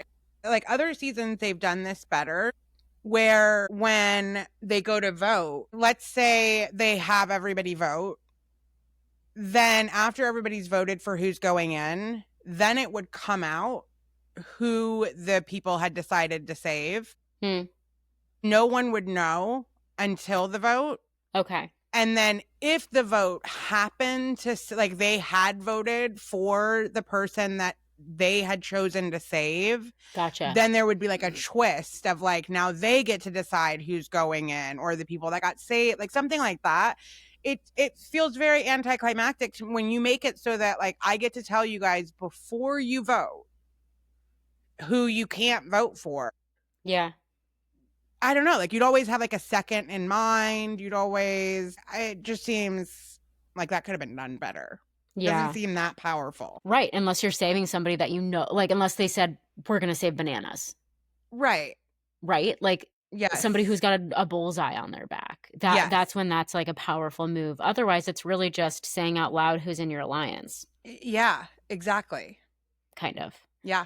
So, and then like the final kind of thing that I wanted to talk about here is just at the party is that there's another group of them talking about what the future of this format of the season looks like, because they're saying like, is it going to be doubles? Is it going to be like, are we going to be switching off every time until some certain point and then we're all against each other and all of that? And I wanted to ask you what you think will happen or what are the possibilities?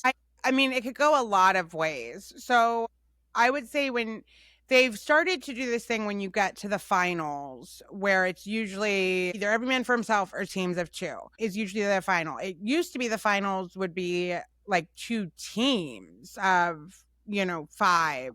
And, but they went away from that. I think probably because the pot of money, like if I have to split it among 5 of us, yeah.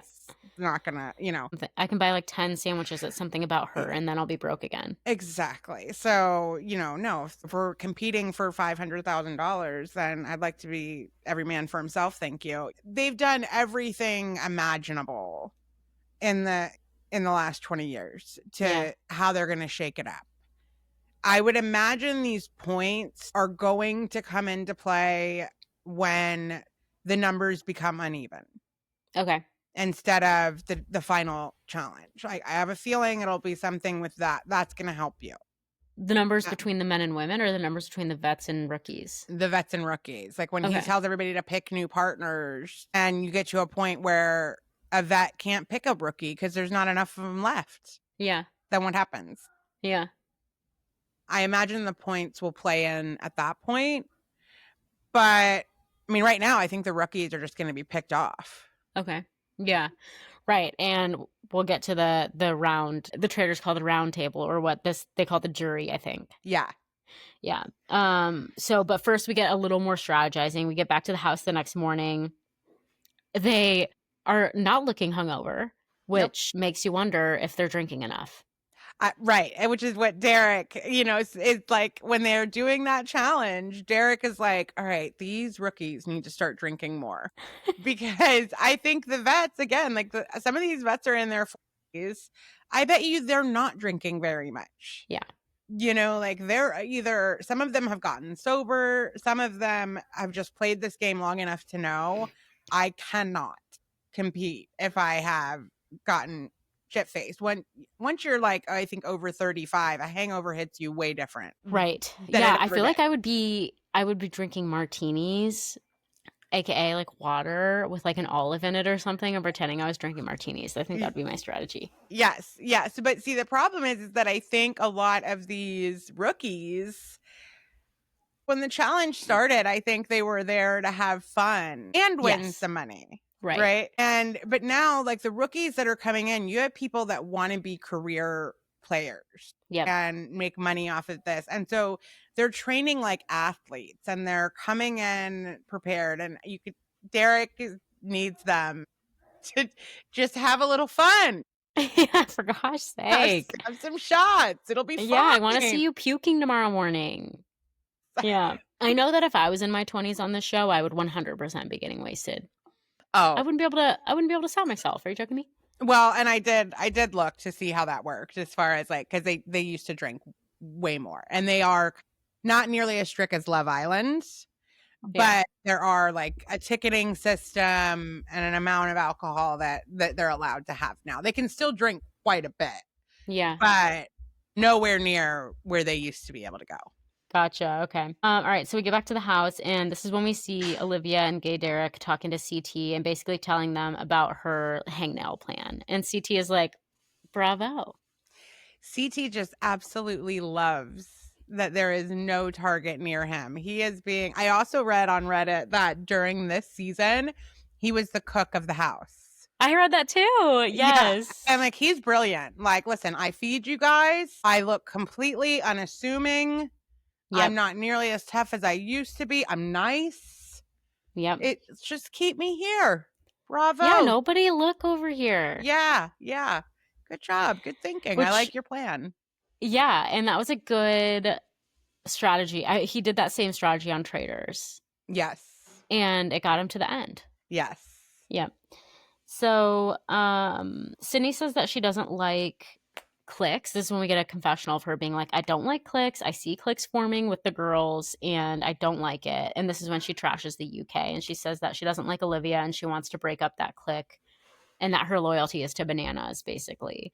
And I just think this is so interesting because I don't really see evidence of a clique or of a UK alliance, really. I think that, like, is Olivia from the UK? I think she's American. She is, but Theo is from the UK. And right, so but it's like, that you guys are... she's probably looped into that, but they've talked about their UK alliance. Like, again, we didn't watch episode 0 enough, but they all kind of banded together right away. And okay, I missed that. So Sydney's not wrong. I think using the word clique is wrong. I think she means an alliance. And you don't want any group of 3 or more to be in agreement about everything unless you're a member of that group. Right. Because whoever has the most numbers in an alliance, and I think that is never more important than it is on Survivor. It is so critical to Survivor, and that is what Sydney is from. She knows that that game is all about getting a strong core group of like 5 people. And yes, you're going to eat each other at the end. But let's just first focus on if we always go the same way, we always have the numbers. Right. And so that's, I think, what her fear is. It's like, we need to break that up. Right. And that is valid. That is valid. I feel like the energy that she's bringing is alienating her from the clique. Yes, I agree. And yeah, I just think like she could join them, but instead she's decided to go against them because she wants to be on Banana's side, it seems like, is like the whole reason. And it's like, girlfriend, he's leaving. Yep. She thinks she's decided that the Bananas is the alliance she wants to be on. And so now it's just, okay, what does this alliance that I've decided I want to be on, what does it need to do to win? And it needs to get rid of these. Yeah. And it's like, does he know about this alliance? Because I haven't heard him say a word about you, sweetheart. Exactly. So I just don't think she's playing this very well. And I can actually, like, maybe this is me projecting, but I feel like because she doesn't get along with him, them, not him. Because she doesn't get along with the girls, she's almost being like, fine, I'm going to reject you before you reject me. Yes, I agree. And it's also, look, you're here from Survivor. You should know that while it's critical to get your core group, it is also critical for the other group not to know that and to think that you still want to be in with them. Yeah. That's important, you know? And we're not seeing a ton of her trying to create any bonds or alliances with any of the girls. She's like, it seems like she's doing her own thing. I mean, even the person that she thinks she's in an alliance with doesn't seem to know. Yeah, I totally agree. We then get a little group of the girls talking strategy in the room, and they're filling each other in on the plan with Bananas and the hangnail. And it seems like they're kind of all getting on the same page. Like, okay, this is what we're going to do. It sucks for America, but this is what's got to be done. And then we get the scene of Gabe apologizing to Nia, and she seems to accept his apology and apologizes back for, I don't know, going too hard on him and stuff. And same as when she yelled at him, I felt like this whole thing, it sounded very therapy to me. I don't know. Just like when she's like, I think there's nothing better a human being can do than own when they've made a mistake. That's what true growth is all about. Like, just like... Yeah, are you lecturing me right now? You came at me. I would like to remind you. Right. That'd be the moment where I'm like, you know what? I take back the apology. I'm not sorry. Actually, you're making me mad now. Yes. I stand by everything I said. Yeah. So then we get a scene of Cedric and Justin playing pool, and Cedric, is it Cedric? Yeah. And Cedric asks him how he feels to be the top boy in the house, and Justin starts crying, like seemingly out of nowhere. He's like completely chill. He's having a blast. They're playing pool, and then all of a sudden he's like, "It's just so nice." Okay, like, is it real? I have no idea. I almost didn't buy it. Well, I couldn't tell if he was joking.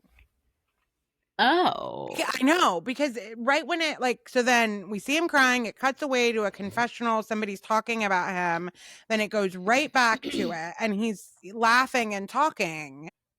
Oh, maybe he And- was faking. So I'm like, right. Because at first I Like was just pretending. yes. That I kind of think we might have missed the mark on that one. I think he was just being silly. funny. Yeah. Okay. Okay, well then that's funny. Yeah. Yeah. And this is when Cedric is like, he's getting a little too big for his britches. Yes. Yeah. So, and then America kind of addresses the elephant in the room. She's apparently sitting there watching the fight pool. Yeah. Like, oh, hey. Yeah. And she goes, so are you guys like voting for me? What's going on? Basically is what she's saying. She's like, are you guys just being polite and not talking about it in front of me because I'm the one you're voting for? Or why are we not talking strategy right now? Why are we just sort of bullshitting when there's a vote in a few hours? I would be her level of insecure. I'm just going to tell you right now. I would be her. I'd be worse. Yeah. I mean, I would be probably imploding. Yeah. Yeah. It would not be good. Not be good. Yeah. She knows. Her fate has been written the moment that people decided to go for bananas. She was looped in with that. And there's no like arguing herself out of that. It's not your fault. So they're Right. not voting for you. Right. You Which is just what Johnny says later. But when Johnny says it, it makes me mad. Yeah. 100%. So we get to the round table, or I wrote round table. We get to the jury, and they announce that they're saving the two that won, Justin and Olivia, announce that they're saving Izzy and Ashley. Oh, sorry. They announced that they're saving Izzy and Ashley. We get a confessional. We get a lot of fun confessionals of Ashley. She seems like she's going to be fun narrator. Yeah. And she clocks that he's playing the middle, Yeah. Justin. Yeah. So she's been. Yeah. Yeah. And she's right. And she's right. We get Michaela saying in a confessional that she thinks this is a bad strategy and a bad move to side with the UK alliance. And then this is when Michaela like stands up and starts basically being like, why did you save Izzy? She wasn't on the chopping block. I should have went back and looked, but I'm lazy too. Yeah. What I'm wondering now is this the first time we've had TJ say, I don't remember in any of the other ones him being like, does anyone want to say anything before we've like, I don't remember him saying that. And this has happened before where it's like, it feels like, I don't know, like something has happened where he knows Michaela's going to say something and cause some drama. So make sure you ask if anybody has anything to say. Well, yeah, I bet the producers are watching on screens and they're watching everybody's faces and he's got a bug in his ear. And maybe they said, like, ask them if anybody wants to say anything. That's kind of my point. I was like, I don't remember him doing this in the last 2 episodes. Yeah, but he's not the only one to make a speech because the other person that decides to make a speech before saying who they're going to select is Leo. Okay. Is it Leo? Wait, hold on. Yeah. Oh, yeah. This is when he gives his big speech about the veterans are running this and we need to like do something about it. And then votes for the wrong person. Yeah. So Leo does. He stands up and he makes a big speech about how he's like, wait a second now. All of us rookies are picking each other off. We should be aligned.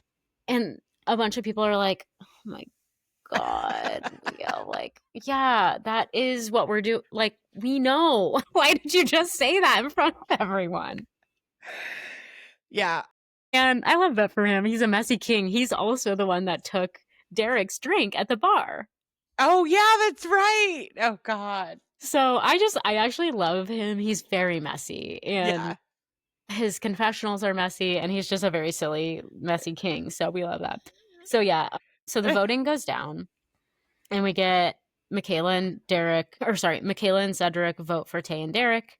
Again, Tay is up for whatever reason. She's also confused when we get her confessional. She's like, I guess it's probably just because I've already been in the ring. So there's all it is. Again. Yeah. Yeah. It's an easy vote. Yeah. Sydney and Gay Derek vote for Bananas in America. And we get an ITM of Sydney saying that she's only going with this because she's with Derek. But if she was, she didn't want to vote for Bananas and like she still wants to ally with him. And it's again like, does he know that? Because you're not really proving your point here. Well, and Bananas does not forget when someone says his name. I bet not.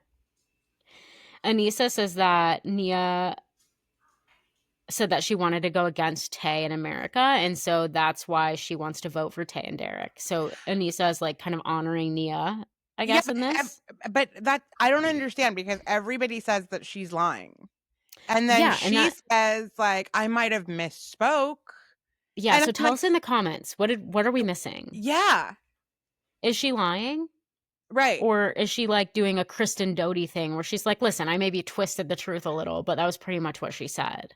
Exactly. We get Ashley and Cara Maria saying, oh yeah, this is when they're saying Anissa's lying. And then we get Aviv standing up and saying that they're going to vote for America and Bananas. Johnny is being arrogant and trying to be like, you know, my partner, my poor partner, she's up here because of me.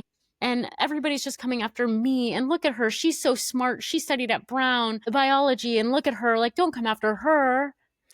Nobody in the history of the challenge throws a temper tantrum the way Johnny Bananas does anytime he is faced with the arena. And just this whole like, don't you see the collateral damage of coming after me? It's look at her. Yeah. And it's just like bananas. But he does make good TV. Oh yeah, he makes great TV. He says I am the challenge, and like he kind of has a point. Well, he is now. I mean, I would listen. Be careful there, Bananas, because much like Jax Taylor, there were 2 cast members who were very much to the challenge and were the face of this show. And then something happened and they have not been allowed back in over 10, we're probably at almost 15 years. And for a while, they were the face of this show. So be careful, Bananas. Those words can not go well for people on reality TV. Tread carefully. You are here because people have put you here. Mm-hmm. Many other people with much more power than you. Yeah, so he's like kind of going on this little rant. And anyway, and so then they obviously vote for Tay. And then Tay stands up, votes for America. Leo stands up, and this is when he does this little speech. And they vote for Bananas. And everyone is like, dude, now you're going to be a target. He's like, not to put a target on my back. And he's like, well, you got a target on your back, babe. And TJ is like, all right, nice. So you stood up, you talked about how he's like, you stood up, you put a target on your back, and then you voted for Bananas anyway. Love that for you. All right. Yeah. CT votes for America. Leroy votes for Tay. Izzy is like, this has nothing to do with Bananas. Oh, this has nothing to do with Bananas. Oh, no, that's a bad accent. No, that so she says, this has nothing to do with Bananas. And Banana goes, liar. And then she votes for Bananas. And they like kind of have this back and forth. And I do like how a lot of these girls are just like not even entertaining his shenanigans. Me too. Me too. I mean, you have to kind of like, if you decide you're going to vote for Bananas, like, I feel like I'd have to like go in the bathroom, like look at myself in the mirror and like, all right. Doesn't matter what he says. Doesn't matter. Yep. You just stay focused. Come on. Because you kind of have to go in knowing he's going to be a jerk. He's going to attack me. Like he always throws epic temper tantrums. So I think they came in the right like headspace. Yeah. We've already pumped each other up and you're not going to bother us. Yeah. And we've got each other's backs, like the girls, you know. Yes. So this is also at the point, like we get a confessional of Justin saying that he hadn't really thought about the rookies versus vets that way. So while he's playing a good social game in terms of just trying to get everyone together, he is missing that part that like the vets will pick us off one by one and we do have to like stick together. So he's sort of getting the hint at this point too. Yeah. So I guess he did need the big announcement. So then what? I said, so I guess he did need the big announcement that Theo made, or not Theo. Leo. Yeah. Okay, so then that's the vote. So obviously Bananas and America get voted. So they're hanging out at the house and Dee and Johnny are having a little chat and Dee is like in trouble with Bananas because she voted for him. And she's just like, apparently I was reading on Reddit that apparently her lore is that she's also a bit of a fuck girl. Like she will play you up until the very end. So I think they've met each other's match here and I'm excited to see it go. I through. love that. I love that. So this is when Olivia and Bananas are getting in a little argument. Oh, so yeah. she's like standing, looking down on him. He's on the floor being a pouty little baby bitch. And she's like, you know, it didn't have to be me versus you. And he's like, you made it that way. Mm-hmm. And he goes, it had nothing to do with them being scared of me. It's about them knowing me. And until people get to know me, then you can get in their ear and poison the well. And it's like, babe, you've been on this show like how many times? Everybody knows your thing. Olivia has nothing to do with ruining your reputation. You did that all on your own. You know what this reminds me of? This reminds me of one of the reunions of Vanderpump when Lala is saying, like, I forget who she's talking to, but then I think it's Sandoval. It's like, you didn't even, or Jax is like, you didn't even know us then. And she's like, it's called a television and I watched it. Yeah. You know, and that's exactly how I felt in this moment. When he's like, once they get to know me and like, but you're poisoning them. Or maybe, hear me out. Yeah. They've seen the show. Right. Or your Instagram. Or right. your Twitter. Like, or any of the interviews you've ever done where you're an arrogant asshole. Your podcast with Sandoval. Like.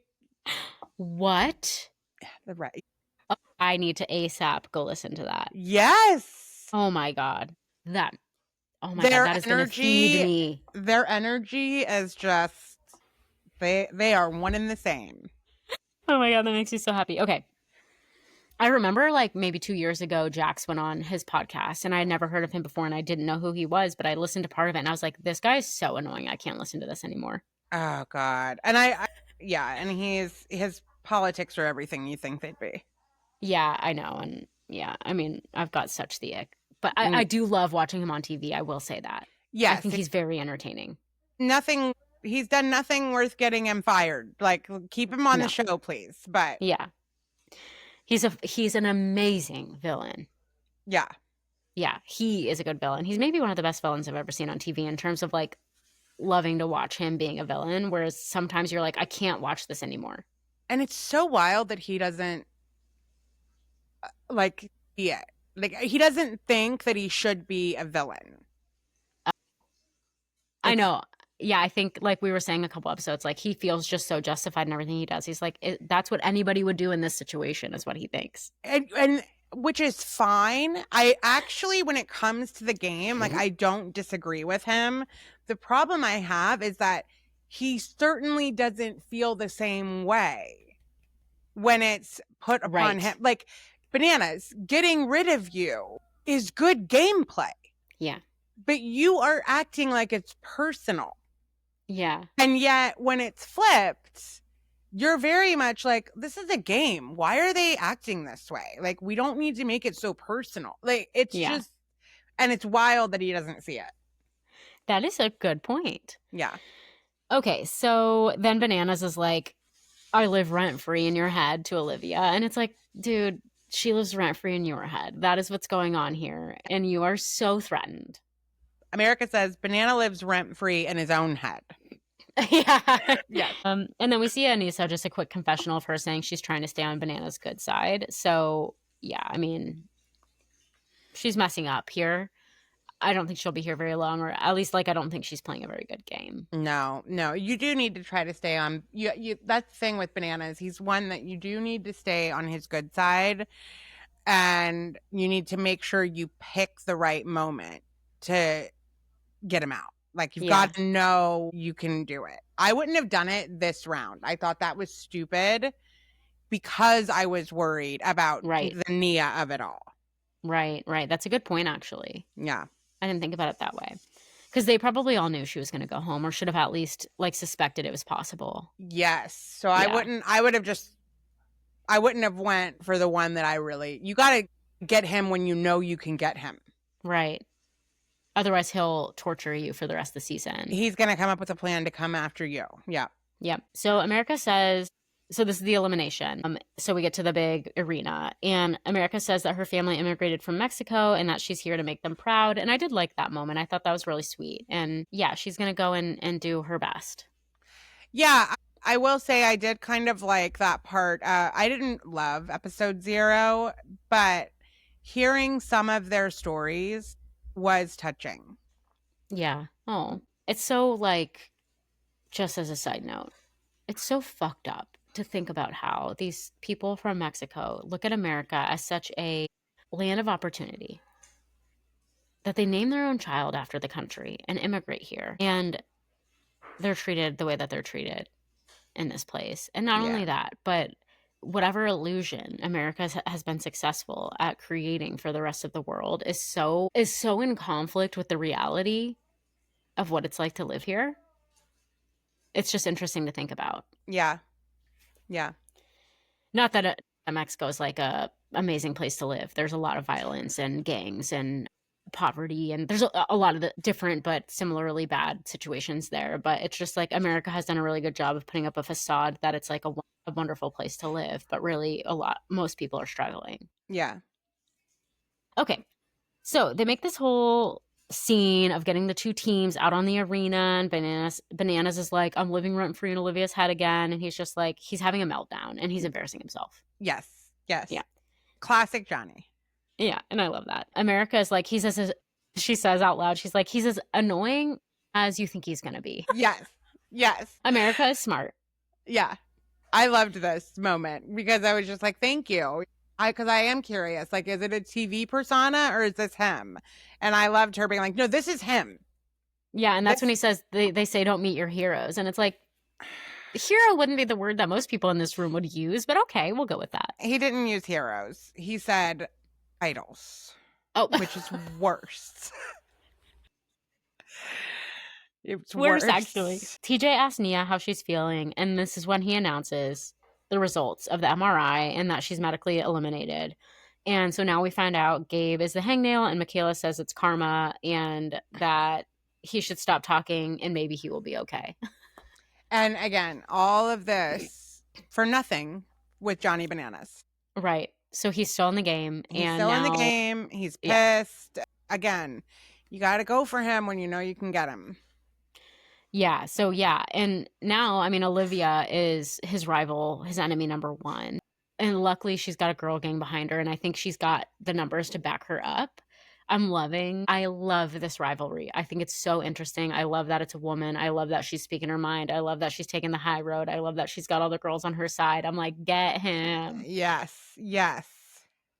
All right. So now we're picking new partners. We've got Justin and Aviv, Olivia and Jeremy, Cedric and Kara, Maria, Michaela and Ben, Gay, Derek and Izzy, Sydney and Turbo, Anissa and Will, Aviv and Jake, Bananas and Lekka, America and Theo, Derek and Sydney, Leroy and Tay, Ashley and Leo, and CT and Adrian. And then we get the closing thoughts from Nia that she says that she hadn't.